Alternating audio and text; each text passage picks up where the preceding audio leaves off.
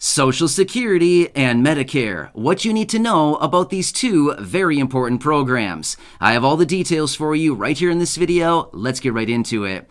All right, now these two programs are very, very important, especially for those of you in your 60s who are considering starting to claim some of these benefits. There's a lot of moving parts, there's a lot of information, and there's a lot of confusion around these two programs, which is completely understandable considering how incredibly complex they actually are. So in this video, I do want to talk through some of the basic information that you probably want to know if you're considering claiming Social Security benefits, enrolling in Medicare benefits, and everything else you may need to know during this process. So let's get into it and talk about some of the key takeaways out of all this information. However, really fast before we get into that, if you haven't done so yet, or if you're new here, thank you so much for joining me, and please make sure to hit that subscribe button right down below the video. I'm here for you each and every day to help you out in any way that I possibly can, as I'm doing research, breaking it all down into these short videos so that you can stay updated every single day with everything going on, as well as any of these new programs, benefits, money, checks, stimulus, raises to benefits, reform, and anything else that may be popping up right now. Of course, I want to make sure that you're getting that and getting your share of the pie. So again, thank you so much for joining me. Please make sure to subscribe down below if you haven't done so yet, so I can keep you updated with what's going on right now, and let's get right into it. All right, so I do want to point out some key dates, some key ages, and some key timelines that you certainly need to know if you're somebody that's going to be start claiming Social Security benefits and or Medicare benefits. So there's many different timelines out there. There's different ages that you need to pay attention to and different windows in which you can apply for benefits. Otherwise, you may potentially be facing penalties going forward. So yeah, again, I don't want to scare anybody. I'm not here to instill fear, but rather I want to point some of this stuff out because you certainly need to know about this going forward.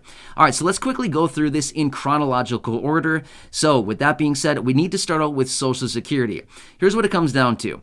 If you want to start claiming Social Security benefits, you can start doing that as early as the age 62. However, remember, this would be claiming benefits early. The earlier that you start claiming your benefits, the more that those benefits are going to be reduced. What you need to know to determine how early you are claiming your benefits is you need to understand what is your full retirement age. Now, I have talked about this in previous videos, but really fast here, let me run through this just in case this is the first time you're coming across these videos. You can understand what your full retirement age is, and you can quickly understand where that number falls for you, because this is a key factor when it comes to actually claiming Social Security benefits. So let me fast run through this timeline here for you. Here's what it comes down to. For those of you that were born in 1954 or earlier, your full retirement age is the age of 66. You're probably already claiming benefits. However, anybody that is born after that, so 1954 through 1960, basically all you do is add 2 months to that. So for example, if you were born in 1955, your full retirement age is 66 in 2 months. So basically you just add 2 months for every year born after 1954 all the way out until 1960. And for those of you born in 1960 or later, your full retirement age is 67. As of right now, and that could possibly be changing, but that's what it is as of right now.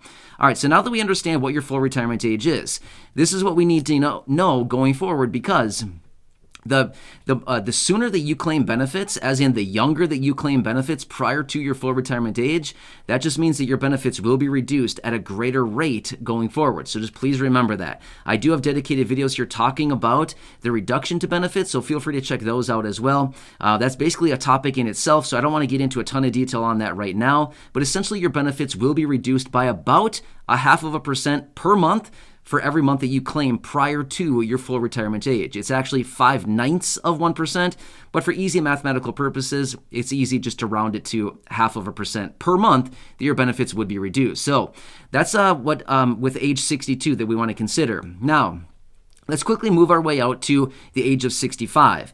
Here's one piece of information that's out there right now that there's a lot of confusion around. A lot of people think that you can start claiming Medicare benefits at 62. No, you can't. No, it's 65. 65 is Medicare, and no, 65 is not Social Security either. I know that there's a lot of talk out there saying like 65 is when you can start claiming Social Security. Yes, you could, but remember, that's going to be early, right? It's going to be before your full retirement age. So, by all means, if that's what fits into your plan, then by all means, you can do whatever you see fit for you. By the way, this is not advice in any way, shape, or form. I don't know your situation, but there's a lot of misunderstanding saying 65 is when you can start claiming Social Security.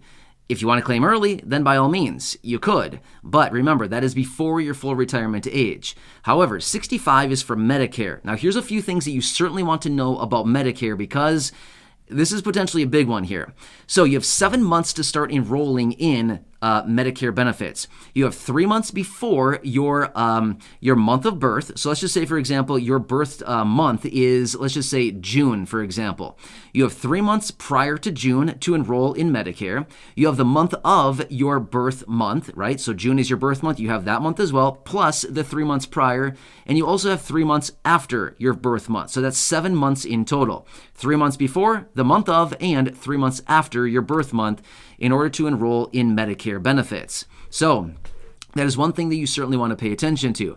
Now, one quick side note. Let's quickly talk about Social Security again. Let's just say that you started claiming Social Security benefits early, right? Let's just say you started claiming at 64.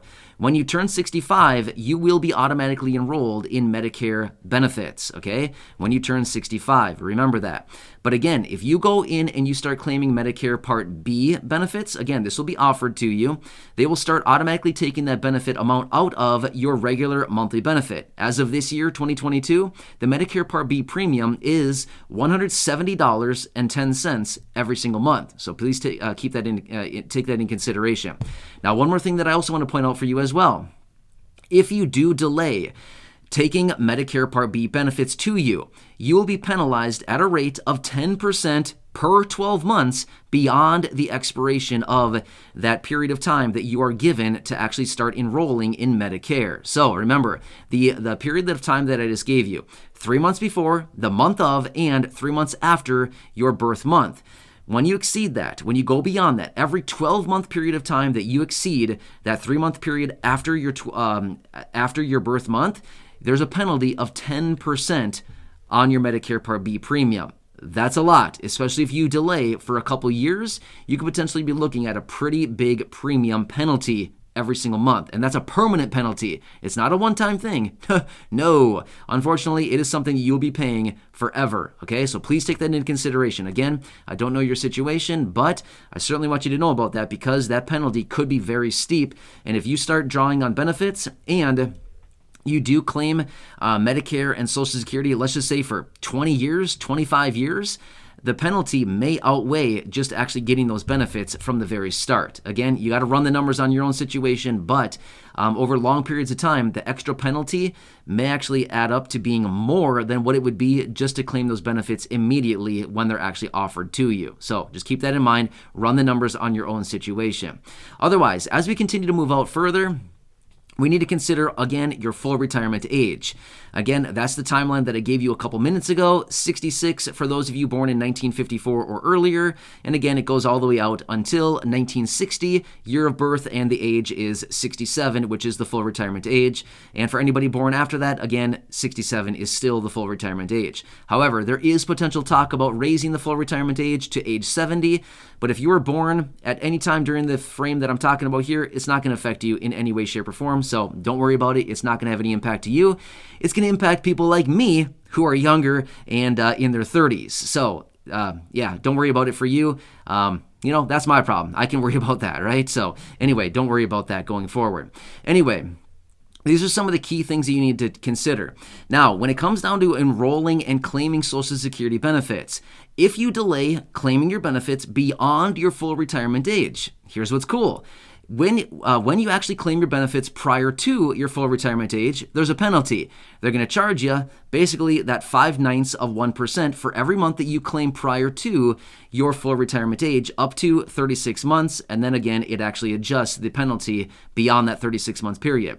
However, if you actually delay actually receiving your Social Security benefits, you're actually going to get a raise. Yeah, so check this out. You get penalized if you claim early, and you get rewarded if you wait after your full retirement age. So As you continue to go beyond your full retirement age without claiming Social Security benefits, your benefits will continue to increase at a rate of 0.667%, or 2/3 of 1%, for every month after your full retirement age that you have not claimed. So if you delay claiming your benefits 1 year after your full retirement age, your benefits would actually increase by 8%.